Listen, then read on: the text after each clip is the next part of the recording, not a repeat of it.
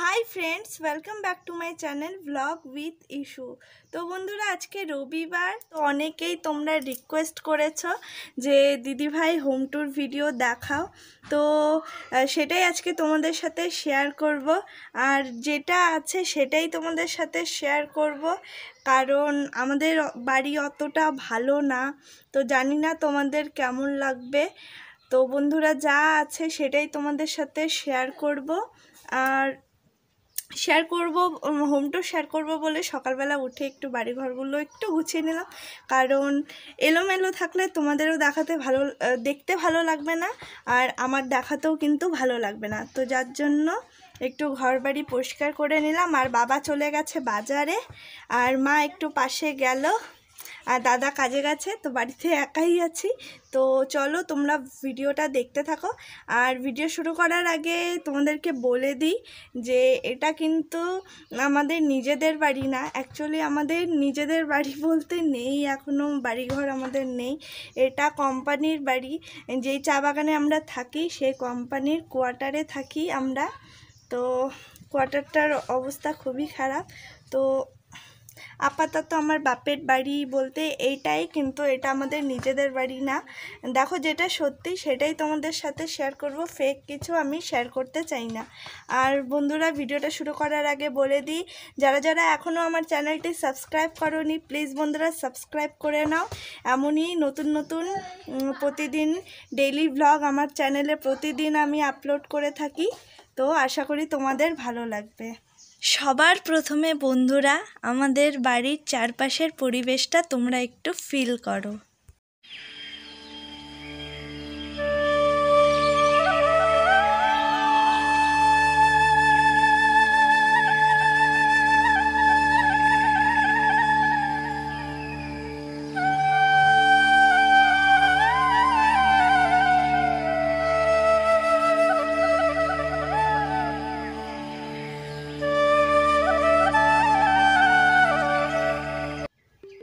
তো বন্ধুরা, ভিডিওটা শুরু করা যাক। তো দেখো, এটা হচ্ছে আমাদের বাড়ির গেট, আর ঢুকতেই তোমরা বাঁ পাশে দেখতে পারবে একটা বড় ঝাউ গাছ। আর ঝাউ গাছের পরে দেখো বাড়ির উঠোন, আর বাইরেরটা ঠিক এরকম। আর বাড়ির বাঁ পাশে দেখতে পারবে একটা বড় কাঁঠাল গাছ, আর এটা হচ্ছে 12 মাসি কাঁঠাল, 12 মাস ফল হয়। আর দেখো বাড়ির পাশে বাড়ির বেড়া, আর কি এটা ইগনোর করো বন্ধুরা, খুবই বাজে লাগছে দেখতে। তো চলো বাড়ির ভেতরে প্রবেশ করা যাক। আর বাড়ির ভেতরে ঢুকতেই তোমরা বাঁ পাশে দেখতে পারবে একটা চৌকি। তো বন্ধুরা, এখনও আমাদের বাড়িতে খাট নেই, একটা শুধু খাট আছে, সেটাও আর কি আমার ঠাকুরদাদার আমলের একটা খাট আছে। আর দেখো এখানে চৌকি আছে, তো এই চৌকিতে আর কি বাবা ঘুমায়। আর এখানে দেখো চৌকির পাশেই টিভি আছে, টিভিটাও অনেক দিনের পুরনো টিভি। আর আমাদের বাড়িতে তোমরা বহু যুগ আগের আর কি জিনিসপত্র দেখতে পারবে। আর বাড়িটা দেখো, আর দেখো বহু পুরনো আমার ঠাকুরদাদা ঠাকুমা থাকতে এই যে ফটো, তো এই যে ফটো। আর তার নিচে দেখো দেওয়ালের এই পাশে দেখতে পারবে একটা ডাইনিং টেবিল, আর এখানে কিছু জলের বোতল রাখা আছে। আর ডাইনিং টেবিলের ডান পাশে দেখো একটা 3 পাল্লা আলমারি আছে, যেটা খুব শখ করে কেনা হয়েছিল। আমি, দাদা, ভাই কেউই এক পূজায় জামা কাপড় নিইনি, তখন শখ করে এই গদ্রেজটা কিনেছিলাম। আর এখানে দেখো একটা চৌকি আছে, যেখানে এমনি সময় মা ঘুমায়, আর আমি থাকলে মা আর আমি দুজনে একসাথে ঘুমাই। আর দেখো এখানে আছে একটা শোকেস। তো এই শোকেসে খুব সুন্দর করে আমি সাজিয়ে রেখেছিলাম, এখনও সেরকমই আছে, বিয়ের আগে সাজিয়েছিলাম, দেখো ঠিক সেরকমই করে গোছানো। আর দেখো একটা কিউট সা টেডি বিয়ার আছে, এটা আমার জন্মদিনে 2018 আই থিঙ্ক 2018তে আমার জন্মদিনে আমার বেষ্টু দিয়েছিল। আর দেখো শোকেসের উপর থাকে কিছু শোপিস আছে। আর দেখো মাঝখানের থাকটায় দেখতে পারবে আমার একটা নাচের ছবি। তো তখন নাচ করতাম, আর এটা আমার বেস্টুর ফোনে সেলফি তুলেছিলাম। আর এই পাশে দেখো আমাদের ফ্যামিলি ফটো আছে, কিন্তু পার্টির জন্য দেখা যাচ্ছে না। আর এখানে দেখো আমাদের 3 বান্ধবীর ছবি, আমার 2 বেস্ট ফ্রেন্ড আর আমার, আর মাঝখানে বেস্ট ফ্রেন্ডটার মাঝখানে দেখো ছবিটা একটু ফেটে গেছে। এটা অ্যাকচুয়ালি তেলাপোকা ঢুকেছিল, তেলাপোকা খেয়ে ফেলেছে এই ফটোটা, ছবিটা আর কি। আর নিচের থাকে দেখো সুন্দর করে কাপ, প্লেট, গ্লাস এসব সাজানো। তো ফাইনাল লুকটা দেখে নাও, আমাদের ঢুকতেই যে রুমটা পড়ে সেই রুমটার ফাইনাল লুক।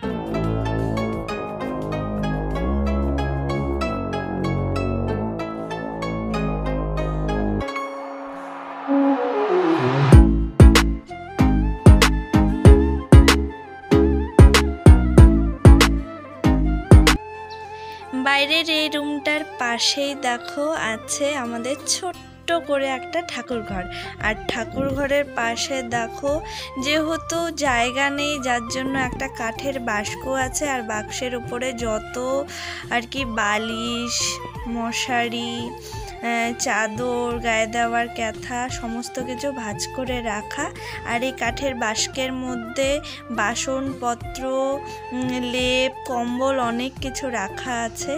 আর দেখো তার পাশেই হচ্ছে ঠাকুরের আসন, আর ঠাকুরের জিনিসপত্র সব কিছু মা প্লাস্টিক বেঁধে রেখেছে, কারণ প্রচণ্ড ধুলো পড়ে যায়। আর এই যে আমাদের ঠাকুরের আসন, তো মা সকালেই পুজো দিয়ে দিয়েছে, দেখো সুন্দর করে পুজো দিয়ে দিয়েছে। আর তোমাদেরকে দেখায়, দেখো বাঁ পাশে একটা ছবি দেখতে পাচ্ছ, এই যে এটা হচ্ছে আমার ঠাকুর দাদার ছবি। তো বহু বছর আগে উনি মারা গেছেন। তো দেখো ছবিটা খুবই পুরনো, যার জন্য আর কি ছবিটা ভালো করে দেখা যাচ্ছে না। তো এই ছিল আমাদের ঠাকুর ঘর। তো চলো আরেকটা রুম আছে, সেটা তোমাদেরকে ট্যুর করাই। আর এই যে আরেকটা রুম, তো টোটাল আমাদের 2 রুম আর একটা ঠাকুর ঘর আর হচ্ছে রান্নাঘর।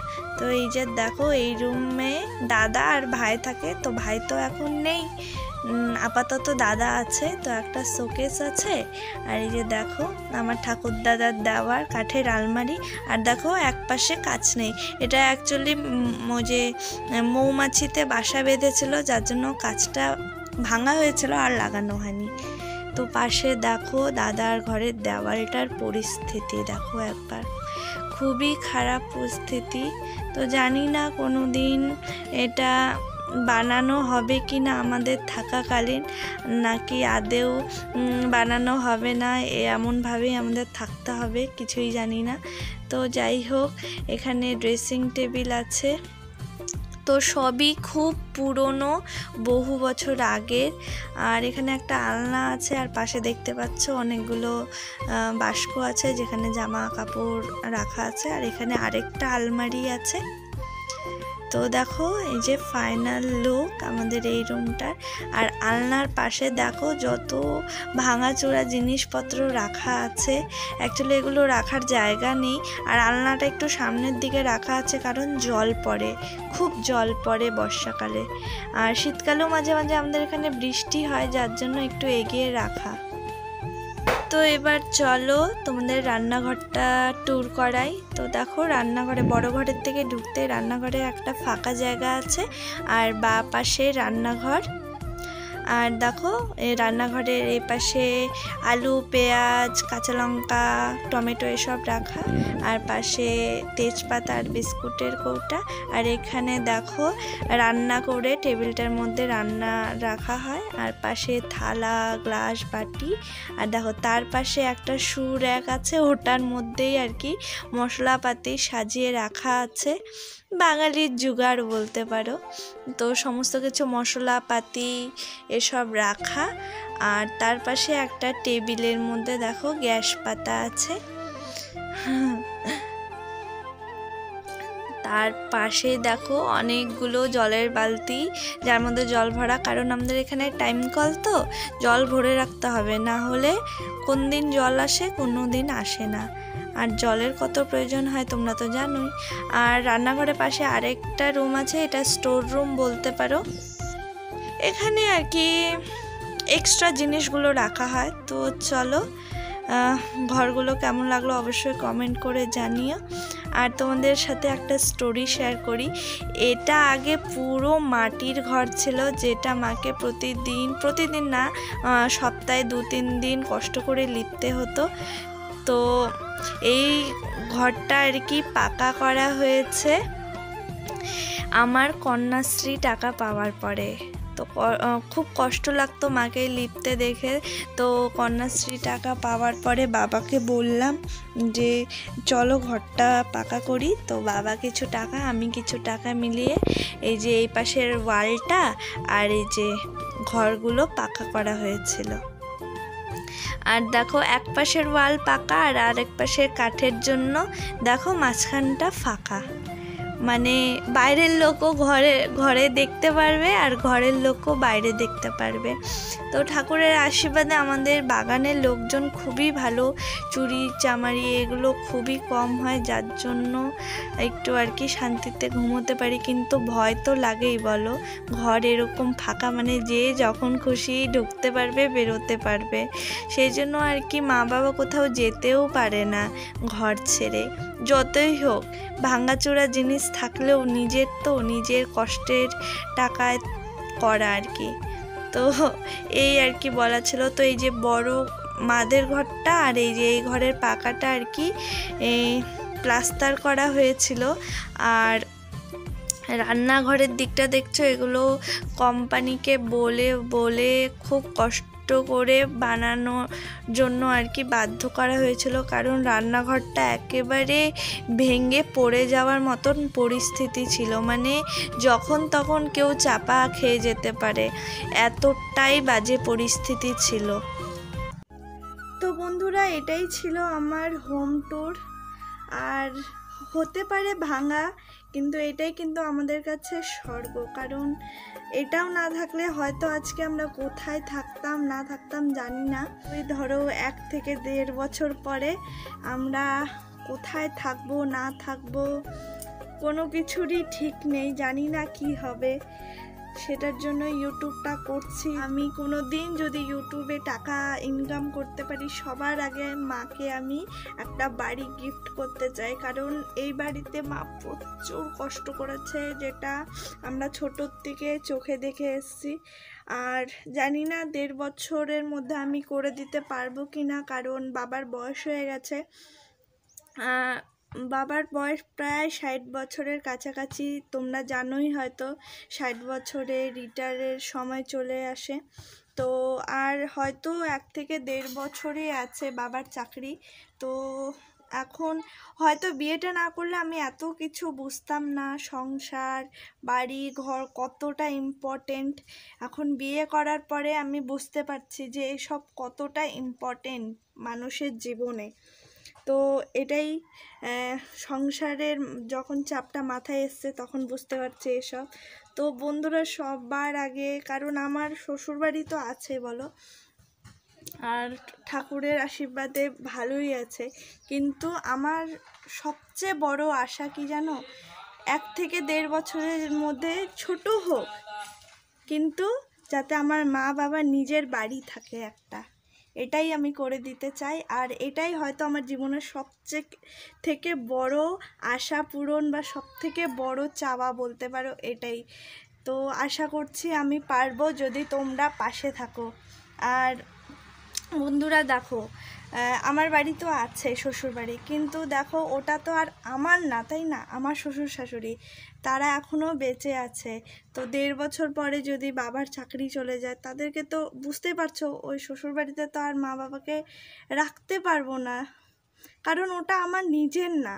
আমি কোন অধিকারে রাখবো, কোন অধিকারে বলবো যে আমার মা বাবা আমাদের সাথে থাকবে? এটা কি সম্ভব বলো? কারো পক্ষেই সম্ভব না এটা। আর আমার বাবা মাও তো থাকবে না বলো। তো যার জন্য আর কি আমি চাই আমার মা বাবাকে একটা বাড়ি করে দিতে, যেটা একমাত্র শুধুমাত্র তোমরাই পারবে। আমাকে যদি তোমরা সাপোর্ট করো, তো প্লিজ বন্ধুরা আমাকে একটু সাপোর্ট করো। আর দেখালামই তো, এটা কোনো মিথ্যে না, এটা একদমই সত্যি। সত্যি কথা বলতে ক্যামেরার সামনে এসে আমি কতটা আমার মনের কথা বলে তোমাদেরকে বোঝাতে পারি আমি জানি না, কিন্তু আমি চেষ্টা করি বোঝানোর। তো বন্ধুরা, আজকের ভিডিওটা আমি এখানেই শেষ করছি। দেখা হচ্ছে নেক্সট ভিডিওতে। আর প্রতিদিন আমার ভিডিও দুপুর 2টোর সময় আসে। তোমাদের কাছে রিকোয়েস্ট করছি আমি যে প্লিজ বন্ধুরা, প্রতিদিন আমার ভিডিওগুলো একটু দেখো, লাইক শেয়ার কমেন্ট করো। তোমরা দেখলেই কিন্তু আমার ভিডিও বানানোর আগ্রহটা আরও বাড়বে, আরও মানে ভালো ভালো ভিডিও তোমাদেরকে উপহার দিতে পারবো। তো প্লিজ বন্ধুরা একটু সাপোর্ট করো। তাহলে টাটা, দেখা হচ্ছে নেক্সট ব্লগে।